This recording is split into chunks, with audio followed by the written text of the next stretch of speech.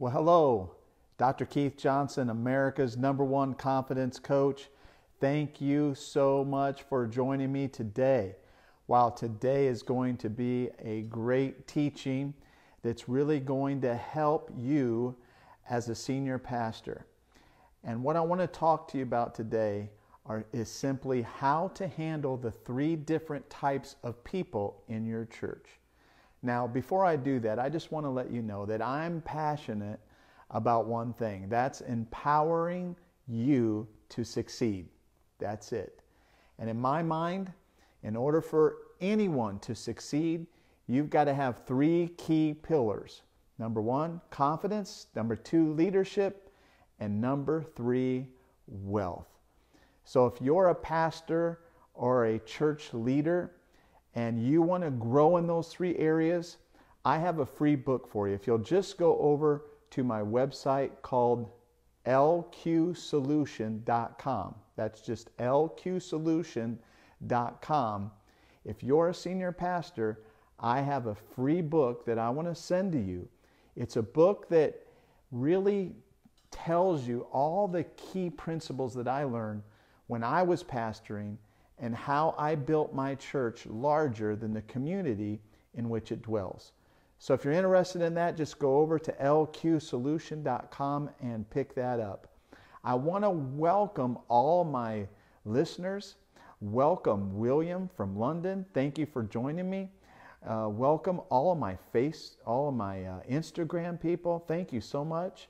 And all of those who will watch through replay, thank you so much for watching us today and joining us. And if you'll just say hello down in the chat, tell me where you're from, or even if you have any questions, just shoot it down below. I answer all of those. We don't have somebody from like India somewhere answering all of these. I take time. I look at this platform as a way for me to personally connect with you and to empower the masses to be able to succeed in life. So today I want to talk to you as a senior pastor or a leader of any organization that you always got to understand that there will always be 3 types of people in your church. Now, this weekend I was at a church, and it was a great church. I really loved the church and had a great time, man. We had a great time in the Word of God, and people were receptive, people were ignited, people were inspired, people were educated, and it was really a transformational weekend. I was really happy with the Sunday morning service this weekend. But then afterwards, I went out with the pastor, and the pastor was a little bit upset. He was not too happy. And I'm like, what's going on, Pastor? We had a great service. And he was like, well, he said, so many of my people were gone. Man, this was such a great service. And I'm just so upset that several of my leaders didn't show up for the service. And I was like, wow. And he continues to go on. He says, I made sure that I called each and every one of them, and I told them to please come. This is going to be an awesome event, and I need you to be here. And he went through all of that effort, and yet according to him, a good handful of his leaders didn't even show up for that Sunday morning service. Now, I'd pastored before myself, and I understand that dynamic of being frustrated. I experienced that same frustration when I first started my ministry at a church years and years and years ago. But I learned something powerful that changed all of that. And this will help you today. When you really understand that there's 3 kinds of people in every church, it'll really help you be able to pastor stress-free and pastor without being frustrated all the time at people. Because if you think about it, if you're frustrated all the time with people, what's going to happen is it's going to seep out. It's going to seep out when you get up to speak to people. That frustration is going to come out in the tone of your voice, the way you carry yourself. It's going to affect how you dialogue with other people around you. And I'm convinced that a frustrated leader isn't very attractive. You're not going to attract other people living in a frustrated state. And so early on, I know I used to get frustrated. And I'll take it beyond frustrated. I'll take it to the point of being angry, being very, very intensely upset with people. And because I was upset with people, that attitude wasn't helping me. It was actually hurting me.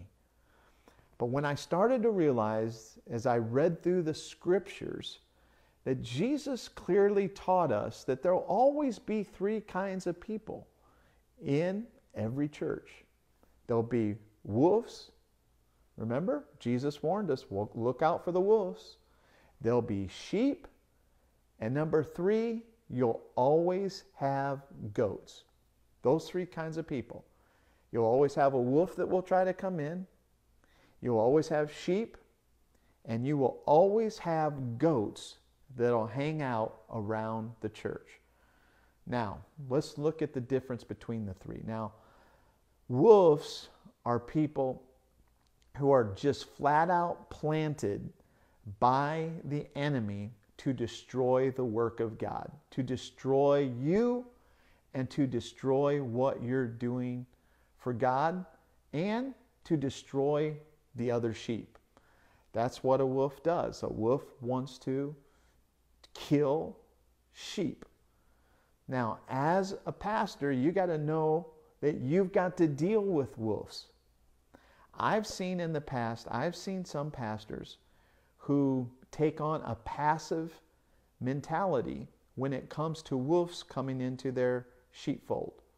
And they just kind of say, well, I'm just going to pray that they'll change. I'm going to pray that they'll leave. But what I've learned over the years is if you don't do something about a wolf, that wolf is going to cause a lot of damage. And the Bible clearly tells us that a good shepherd will drive off the wolves. And that's exactly what you got to do. When you know you have a wolf that's just flat out evil, they're just evil. They have a critical tongue.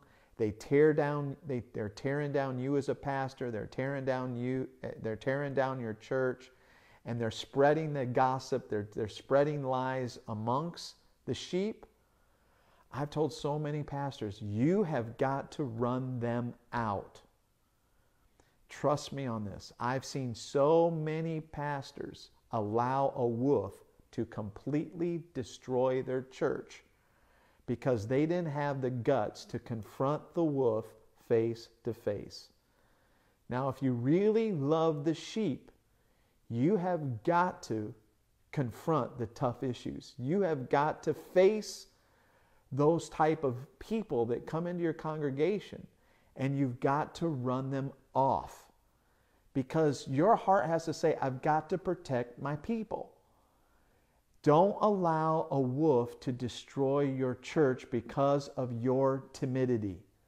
And let me tell you, my friend, other people know when the wolf is around, and people are looking at you, and people don't follow timid leaders. People want to follow confident and courageous leaders. The people in your sheepfold, they want to know that they're protected, that you will watch out and care for them. And part of you watching out and caring for them is making sure you run the wolves away. Listen, if you're listening to this, I want to tell you, I talk about this in my book, The LQ Solution. And if you go over to lqsolution.com, if you're a pastor, you can pick that book up for free. If you're not, you can go on my website at keithjohnson.tv, and it's there. It's called The LQ Solution. So the lqsolution.com, and if you're a pastor, you can pick that up for free. You just pay shipping and handle, and it's my It's my seed into your life to help you grow a kingdom church that's thriving, that's healthy and growing. But there's three types of people. Number one, remember, there's wolves, and you've got to be bold. You've got to be courageous and deal with them head on. Number two, there's sheep. There's the sheep. Now Jesus told us what about sheep? He said, "My sheep," what? "They hear my voice, and the enemy's voice they will not listen to." So look at this pastor I just told you where I was at his church. He's like, I told my leaders it was so important for them to show up for these services, that I believe that Dr. Johnson coming to my church was a prophetic moment for us, and that they needed to hear the message that was in your heart to help us take us to the next level. He told them that, but guess what? A handful of them did not listen to his voice. So guess what? Guess what you should be thinking as a leader? They're not my sheep. The people who are your sheep will hear your voice and will follow you. Meaning they will let you take the lead. That's how you know the difference. And you got to know, okay, I got wolves. Number two, I got sheeps. Number three, here's the third one. What did this guy have? He had leaders that were goats. That's the third type of person you have in every church. Yeah, goats. Goats hang around the sheep. They intermix with the sheep. So sometimes you can't tell a sheep from a goat. But here's what I'll tell you. In every congregation, you're going to have those sheep that listen to you and will follow you. But then also, you're going to have the goats. Now think about, have you ever watched a goat herder versus a shepherd? A shepherd walks out in front and the sheep, what? Follow. But a goat herder, what does he have to do? He has to walk behind the goats, and he's always driving the goats forward. And guess what? Guess what? You can never control a goat. That's just what you got to understand. You can never control a goat. A goat, you can tell it to do something, it's not going to do it. It's going to run off by itself. It's going to go do what it wants to do. And it's really difficult. And what you got to understand really is that goats are goats. See, that's the relieving part. That no matter what, you're always going to have wolves, sheep, and goats. You run off the wolves, but you don't run off the goats. Why? Because even a goat has value. I want you to note that. Even a goat has value. Think about this. A goat at least takes up a spot on one of your seats. It fills the room. And what do you need? You need every service to be full of energy, full of life.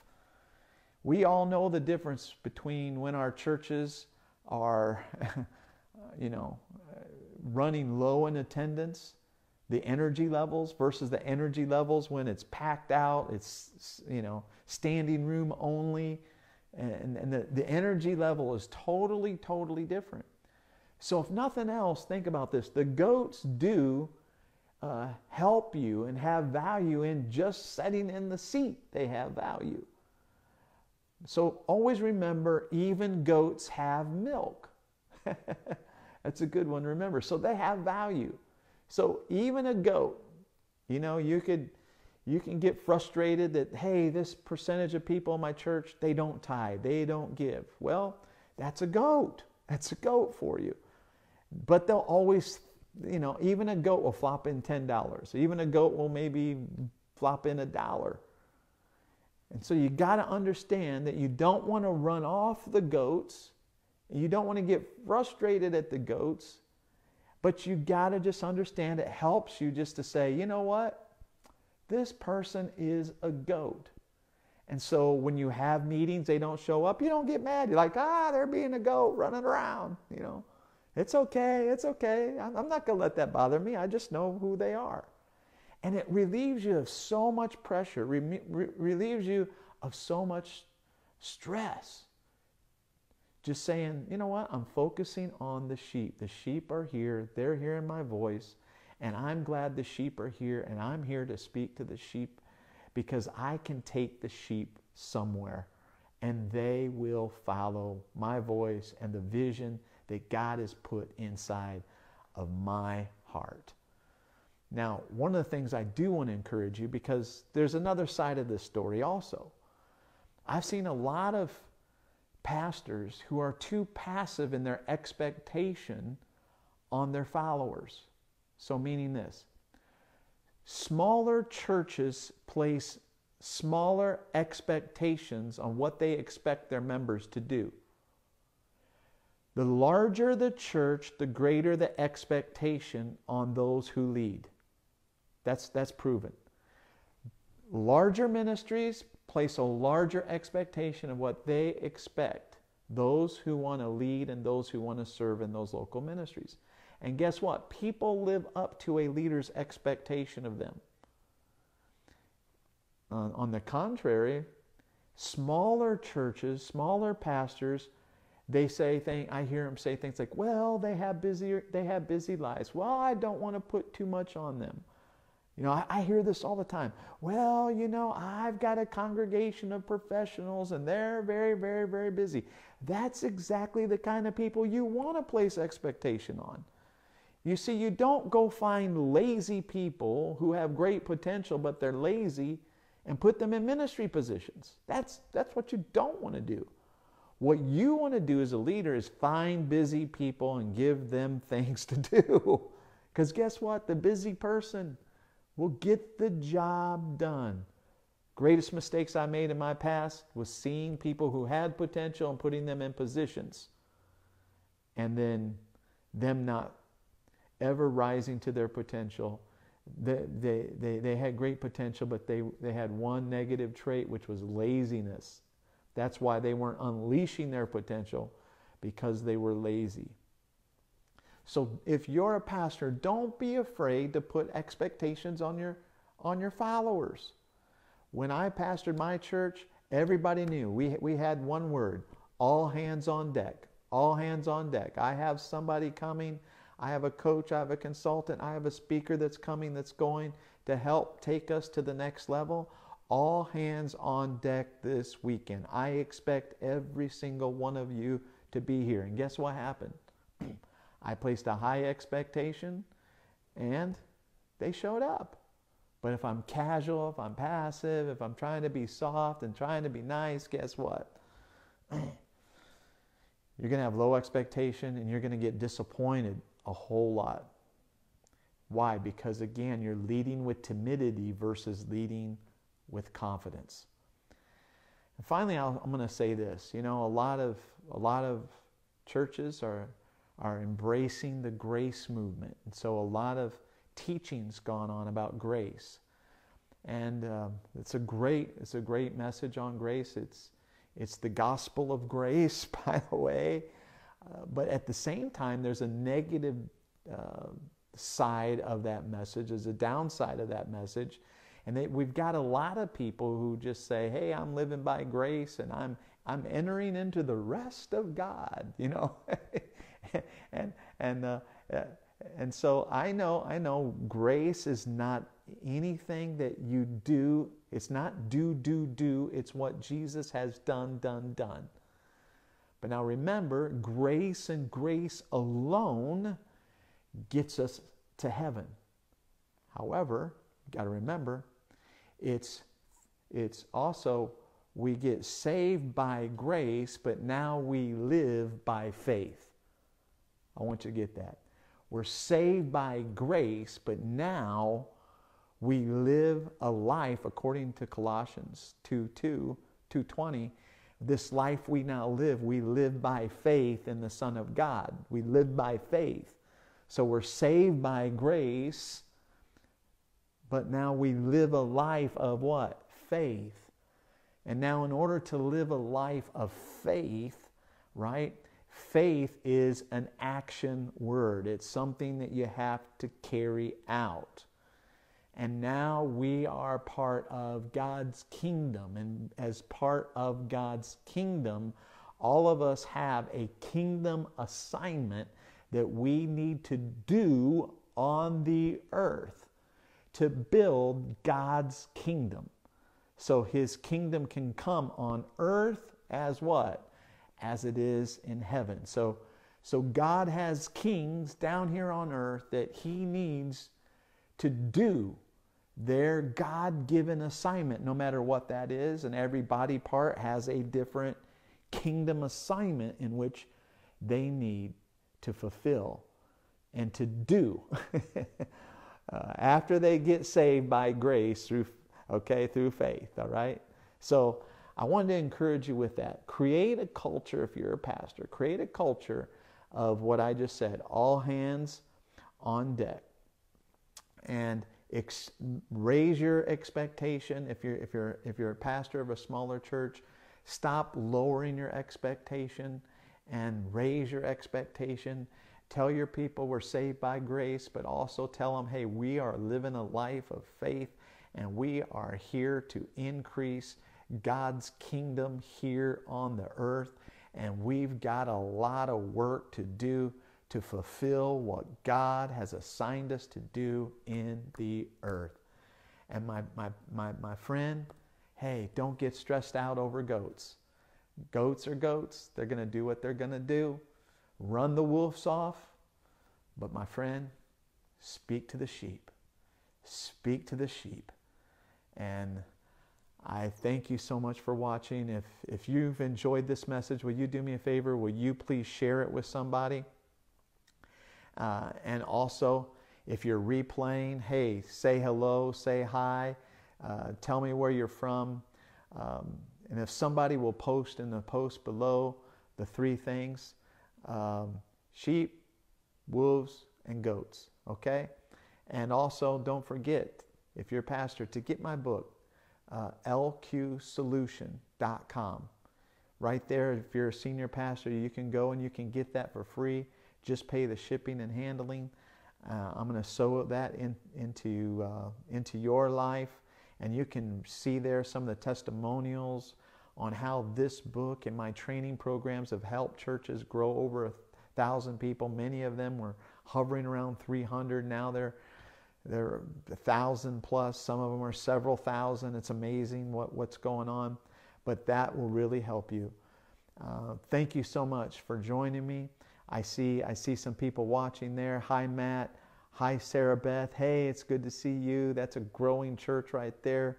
They took my principles. They're running with it and seeing people get saved every single Sunday.